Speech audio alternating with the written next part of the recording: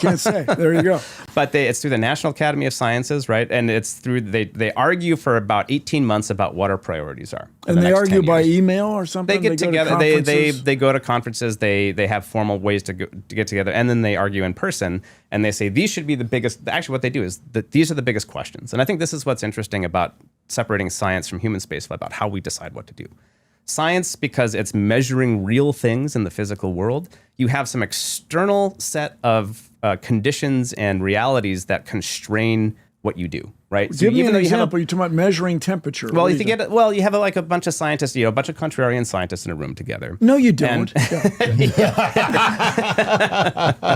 And that would just be, how do you resolve? I think looking for life on Europa is more important than looking for the history of geologic evolution of the cosmos, in dark matter or dark energy.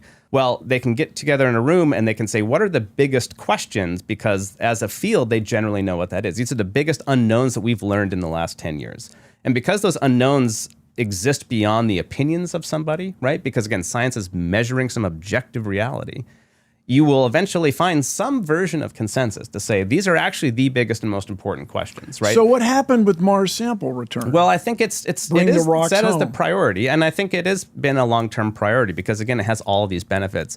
I think the problem with Mars sample return is that there's so many various justifications for it that there isn't a single one that you can just So do I have to get in charge, Chuck? Is that what it is? That's pretty much what the answer is. We're going to find out if life started on Mars. Mars was hit with an impactor. This fell to Earth, and you and I are descendants from Martians. Yeah. That's what we're going to go find out. Right.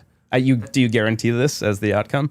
I guarantee that we will evaluate that. We can evaluate that hypothesis before we send people and contaminate it.